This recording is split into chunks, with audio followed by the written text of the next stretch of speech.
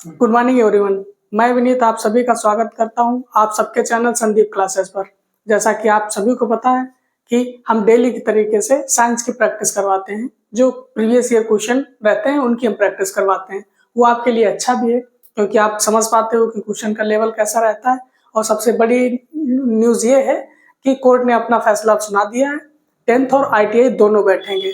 अब एक दो दिन 4 दिन में आपको कोई ना कोई नोटिस मिलने वाली है जो कि एग्जाम को लेके होगी। एग्जाम बहुत ज्यादा दिन डिले नहीं होगा आपका। अब 17 से था तो मान लो 27 से 25 से 26 से या फिर 5-6 दिसंबर से स्टार्ट हो जाएगा। ये कह सकते हो 2025 में आपका एग्जाम स्टार्ट हो जाएगा, 2026 जनवरी लास्ट तक खत्म हो जाएगा। इस वजह से अगर कोई भी कमी रह रही तो उसको रखो ना। अब बिल्कुल कोई भी मलाल छोड़ो ही ना। पढ़ाई जितनी कर पाओ उतनी करो क्योंकि एग्जाम अब होना है तो होना है। रेलवे ने भी तय कर लिया, ज्यादा दिन डिले नहीं करेगा। अब रेलवे एग्जाम स्टार्ट करेगा सबसे पहले ये एग्जाम लेगा, तो इस वजह से लग जाइए ताबड़तोड़ तरीके से। तो हम भी अपना पूरा एफर्ट डाल रहे हैं, अब भी अपना पूरा एफर्ट डालो और अच्छे से तैयारी करो।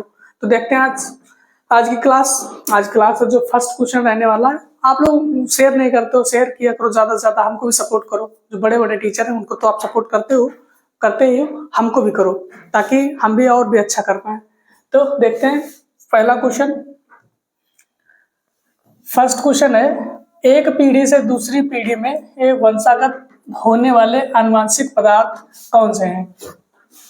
तो जो एक पीढ़ी से दूसरी पीढ़ी में जाने वाले आनुवंशिक पदार्थ होते हैं तो होते हैं आपके डीएनए। क्या होते हैं? डीएनए। डीएनए की अगर बात करेंगे तो deoxyribose nucleic acid, deoxyribose nucleic acid. अगर आरएनए की बात करेंगे तो राइबोस न्यूक्लिक एसिड। अगर प्रोटीन की बात करेंगे तो ये क्या काम करता है? ये देखो, शरीर में या बॉडी में क्या करता है? नए टिश्यू, नए ऊतक बनाता है, सेल्स का या कोशिका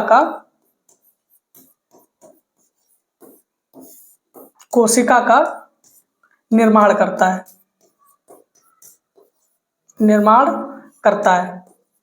प्रोटीन। अगर बात करें प्रोटीन सबसे ज्यादा मिलेगी किसमें, तो सबसे ज्यादा प्रोटीन किसमें मिलेगी? सबसे ज्यादा आपको मिलती है सोयाबीन में।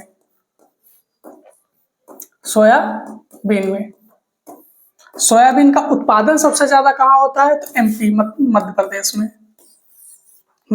में। ठीक है। अगर इसका पाचन कौन करता है बॉडी में?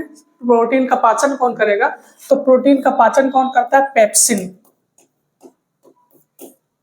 पेप्सिन नामक हार्मोन होता है, वो करता है प्रोटीन का पाचन। अगर एंजाइम की बात करेंगे, एंजाइम जो होते हैं ये पाचन क्रिया में हेल्प करते हैं। एंजाइम्स क्या करेंगे? ये पाचन क्रिया में हेल्प करेंगे।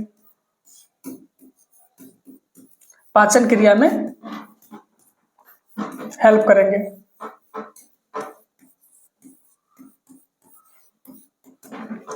ठीक है। तो इसका आंसर कौन सा, जो एक पीढ़ी से दूसरी पीढ़ी में जाएगा, तो उसका आंसर क्या होगा? डीएनए जाएगा। ठीक है। देखते हैं नेक्स्ट क्वेश्चन है, डैश होगा जब किसी चालक पर 24 वोल्ट का विभव आरोपित किया जाता है तो 96 माइक्रो एम्पियर की धारा उसमें ऐसे होकर प्रवाहित होती है, तो चालक का प्रतिरोध कितना होगा? तो देखो ये धारा दे दिया ना, आई कितना? 96 इंटू 10 की पावर -3 एम्पियर। वोल्टेज कितना दे दिया? 24 वोल्ट। तो क्या कह रहा है? रेजिस्टेंस निकालना है आपको, क्या प्रतिरोध निकालना है। तो आप नहीं जानते हो V बराबर क्या होता है? V बराबर I इंटू R। तो यहां से R निकाल लोगे तो R क्या हो जाएगा? V upon I। तो वोल्टेज कितना दिया? 24। I कितना दे दिया? 96 इंटू 10 की पावर -3। ये ऊपर जाएगा तो कितना हो जाएगा? 24 इंटू 10 की पावर 3। ये कितना? 96। तो 24 चक्कू 96, 24 चक्कू 96, 4 चक्कू 16, हाँ 24 चक्कू 96। और 1/4 जो होता है इसको क्या लिखते हो? 1/4 को आप 1/4 का क्या लिखोगे? इसको ऐसे लिख लो ना, 1000 है 4 से करो तो 4 दूनी 8, 2 बचे 4 पंचे 20, 240, 4 पंचे 20, 4 पंचे 20, तो 250 ओम। तो आर की वैल्यू कितनी आ जाएगी?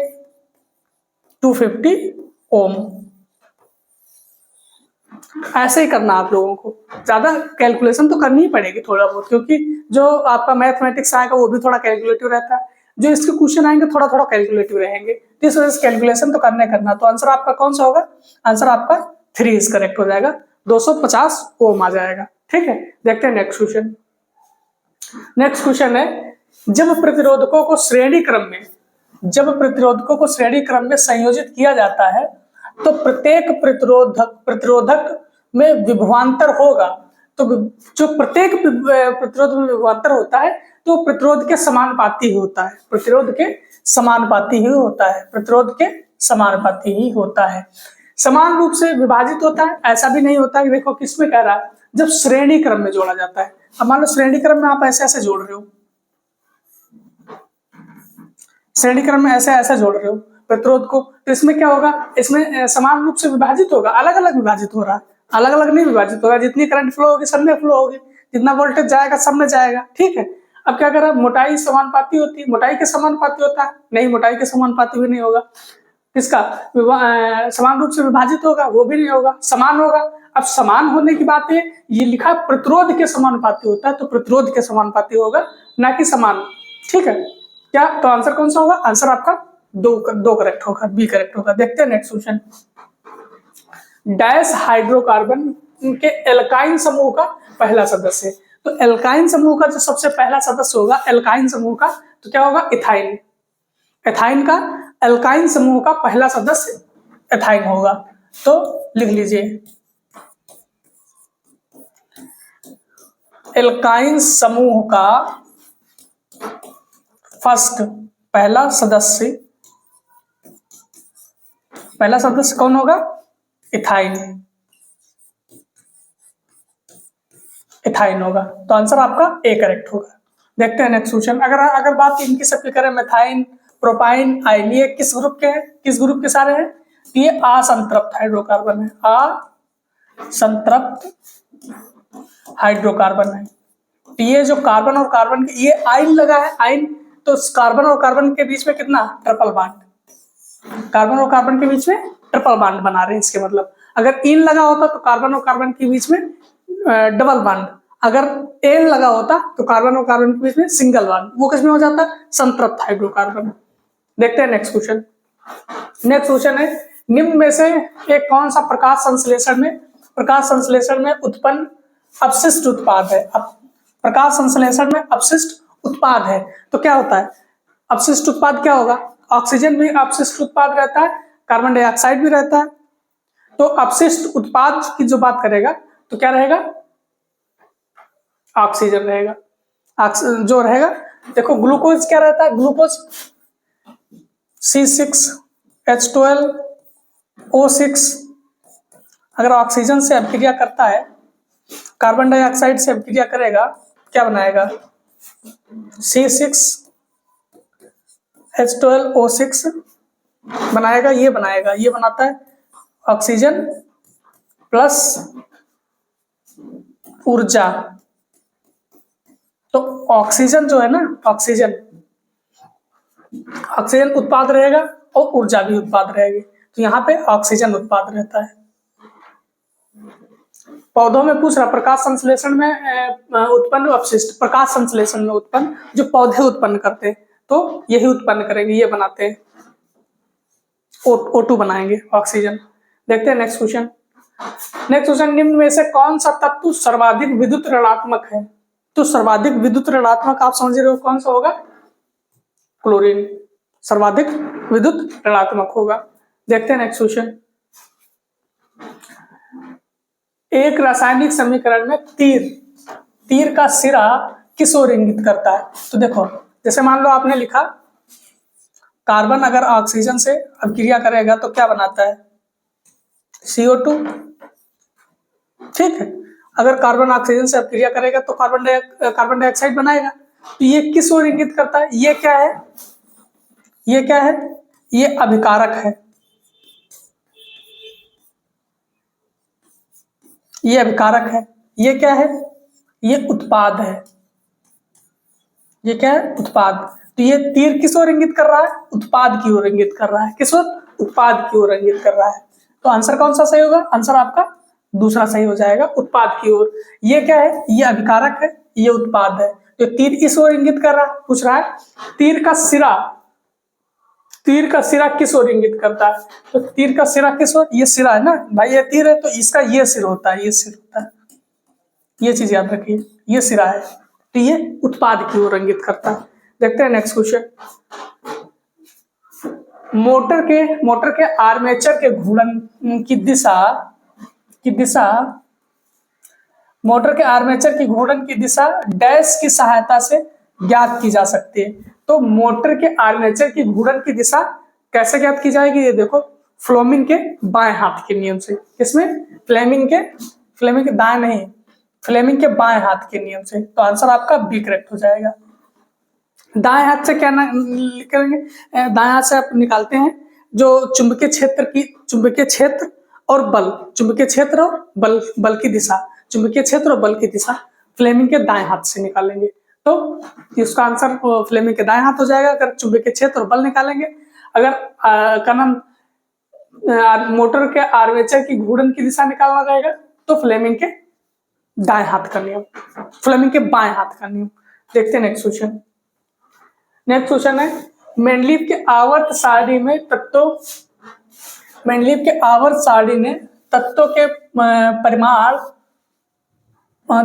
के परमाणु द्रव्यमान और उनके डैश के बीच संबंधों का परीक्षण किया था।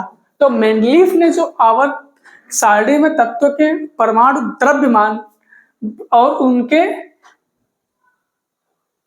केवल रासायनिक गुण, केवल भौतिक गुण नहीं, दोनों भौतिक और रासायनिक दोनों के बीच में संबंधों का परीक्षण किया था। किसका? भौतिक और रासायनिक दोनों के बीच संबंधों का परीक्षण किया था। देखते हैं नेक्स्ट क्वेश्चन है एक पारिस्थितिकी तंत्र की खाद्य श्रृंखला और उससे होने वाले ऊर्जा प्रवाह से संबंधित कुछ कथन नीचे दिए गए हैं। गलत कथन का चयन करें। तो आपको गलत कथन सिलेक्ट करना है। सही कथन इसमें सारे दिए गए हैं, एक कथन गलत है, उसको सिलेक्ट करना है। कभी कभी एग्जाम में ऐसा होता है आप बहुत अच्छे से नहीं पढ़ते हो क्वेश्चन, पता चले जो सही पढ़े, पहली बार आपने क्वेश्चन पढ़ा, ऑप्शन ए ही पढ़ा, आपको सही लगा, टिक करके चले आए। जब बाद में पता चलता है कि वो तो गलत पूछ रहा था, तो ऑप्शन सही तो सारे ही थे, उसमें एक गलत था कोई। तो इस वजह से क्वेश्चन पढ़ना बहुत जरूरी है पूरी तरीके से। अब देखो, ऐसे सभी जीव जो उत्पाद नहीं है उपभोक्ता कहलाते हैं। बिल्कुल सही है। जो खुद खाना नहीं बनाएगा तो उपभोक्ता ही कहलाएगा। तो ये सही बात कह रहा है, जो खुद खाना नहीं बनाता है तो उपभोक्ता ही कहलाता है। ठीक है। एक अकेला जीव एकाधिक पोषी स्तरों पर भोजन प्राप्त कर सकता है, यह भी बात सही है। एक फूड वेब होता है, जो फूड वेब होगा उसमें एक से अधिक स्तरों पे कोई भी प्राणी भोजन पा सकता है, भोजन ले सकता है। तो यह भी बात सही है।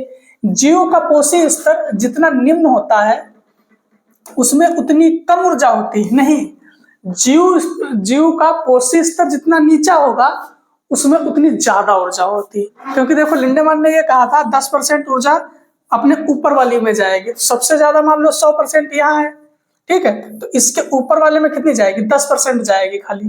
तो 100 का 10% कितना हुआ? 10 हुआ। अगर मान लो इसके ऊपर जाना हुआ तो कितनी जाएगी? 1 जाएगी। ठीक है, 1 जाएगी। अब तो ये 10% जा रही है खाली, 10%। तो सबसे ज्यादा देखो कह रहा है जीव के पोषी स्तर जितना निम्न होगा, जितना नीचे होगा, उतनी ऊर्जा कम होगी। तो कम नहीं होगी, क्या होती है? अधिक होती है, अधिक होती है। सॉरी, अधिक होती है। तो ये गलत लिखा है। अब नीचे वाला पढ़िए। खाद्य जाल में 2 या 2 से अधिक खाद्य श्रृंखला शामिल है। बिल्कुल वही सही बात है। फूड वेब जो है खाद्य जाल है जो, तो ये इसमें एक से अधिक जीव एक से अधिक स्तरों पे अपना भोजन पा सकते हैं। ये भी बात सही लिखी है। तो आंसर कौन सा हो जाएगा? आंसर हो जाएगा थर्ड, क्योंकि थर्ड में क्या होता है, ये गलत लिखा है। देखते हैं नेक्स्ट क्वेश्चन। नेक्स्ट क्वेश्चन है, यह एक निश्चित आकृति का एक कोशिकीय जीव है। निश्चित आकृति का एक कोशिकीय जीव है जिसमें भोजन ग्रहण करने के लिए एक विशिष्ट स्थान होता है और अपने भोजन को उस स्थान तक ले जाने के लिए रोम जैसे संरचनाओं, जिन्हें पश्चाभिका या सिलिया कहा जाता है, का प्रयोग करता है। इस जीव का नाम बताइए। तो देखो, अपने पश्चाभिका से जो भोजन प्राप्त करता है वो यूनिसेलुलर है, तो उसको क्या कहते हैं? उसको कहते हैं आपको पैरामीशियम। यूग्लिना नहीं होगा, पैरामीशियम होगा। प्लाज्मोडेनियम जो जूवी नहीं होगा। ठीक है, देखते हैं नेक्स्ट क्वेश्चन। नेक्स्ट क्वेश्चन है, निम्न में से किसका क्वथनांक सर्वाधिक होता है? एनसीईआरटी में एक टेबल बनी है, उसमें क्वथनांक सबके लिखे हैं, जिसमें सबसे ज्यादा क्वथनांक होगा कैल्शियम ऑक्साइड का। सबसे ज्यादा क्वथनांक कैल्शियम ऑक्साइड का होता है। देखते हैं नेक्स्ट क्वेश्चन। चित्र में प्रदर्शित किए गए अनुसार, अच्छा चित्र इसका तो है ही नहीं, इसका चित्र तो है ही नहीं, कैसे बता सकते हैं?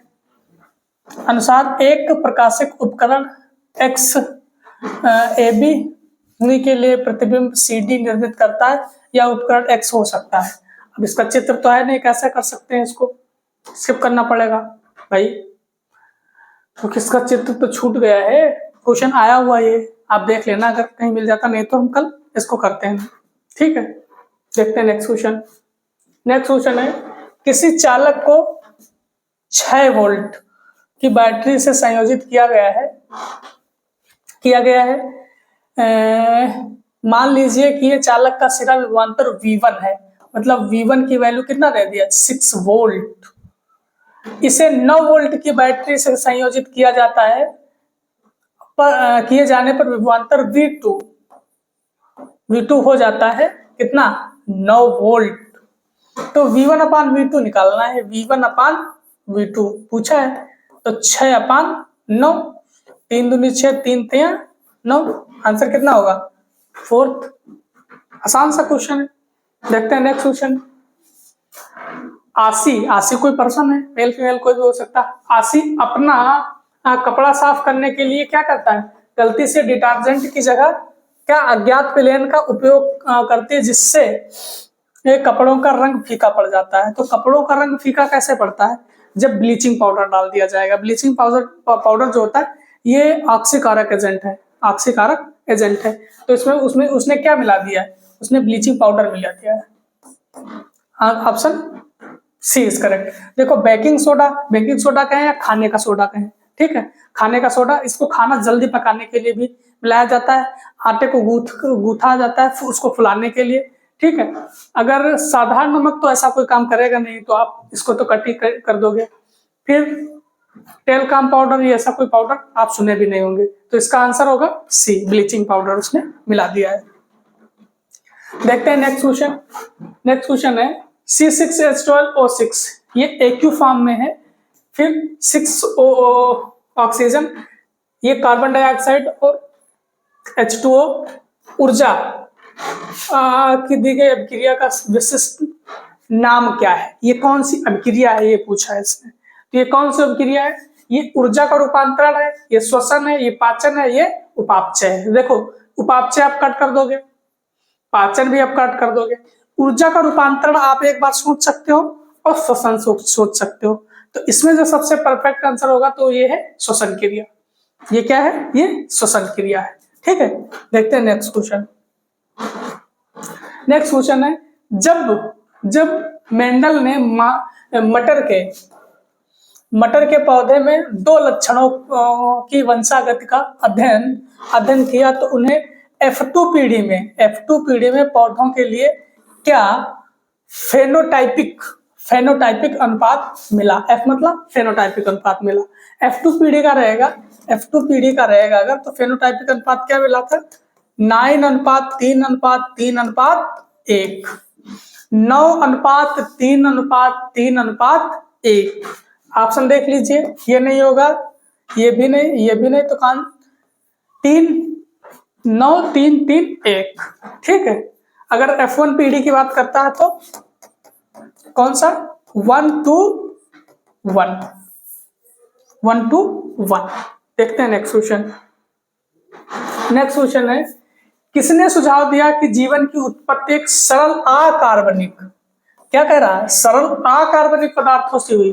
कार्बनिक पदार्थों से हुई तो वो डार्विन ने कहा था कार्बनिक पदार्थों से हुई, बट कहा अकार्बनिक पदार्थों से हुई तो जेबीएस हल्दाने ने बोला था कि जीव की जो उत्पत्ति हुई सरल अकार्बनिक पदार्थों से हुई, तो हल्दाने ने कहा था। अगर चार्ल्स डार्विन की बात करेंगे तो ये इन्होंने क्या कहा था? इन्होंने कहा था जीवन की उत्पत्ति कार्बन के सरल कार्बनों से हुई, तो कार्बनों से कही तो डार्विन, अगर अकार्बनिक पदार्थों से तो हल्दाने साहब ने। देखते हैं नेक्स्ट क्वेश्चन। नेक्स्ट क्वेश्चन है, जब चुंबकीय क्षेत्र उत्तर की ओर कार्य करता है, जब चुंबकीय क्षेत्र उत्तर की ओर कार्य कर रहा हो और धारा चालक के माध्यम से पूर्व से पश्चिम की ओर प्रवाहित हो, पूर्व से पश्चिम की ओर प्रवाहित हो, तो डैश चालक दिशा में आगे बढ़ेगा। तो कैसा बढ़ेगा? ऊपर की ओर आगे बढ़ेगा। कैसा बढ़ेगा? ऊपर की ओर आगे बढ़ेगा। Answer B is correct. ठीक है, आंसर बी इज करेक्ट। तो कैसा लगा आपको आज का सेशन? अगर सेशन अच्छा लग रहा है तो अपने दोस्तों में जरूर शेयर करिएगा और पढ़ाई ज्यादा से ज्यादा करते रहिएगा। एग्जाम मेरी मानो तो एक सप्ताह में आपको कुछ ना कुछ एग्जाम के रिगार्डिंग कोई ना कोई नोटिस मिलेगी, तो इस वजह से पढ़ाई आप अपनी करते रहिए और बेहतर कर पाइएगा। Thank you.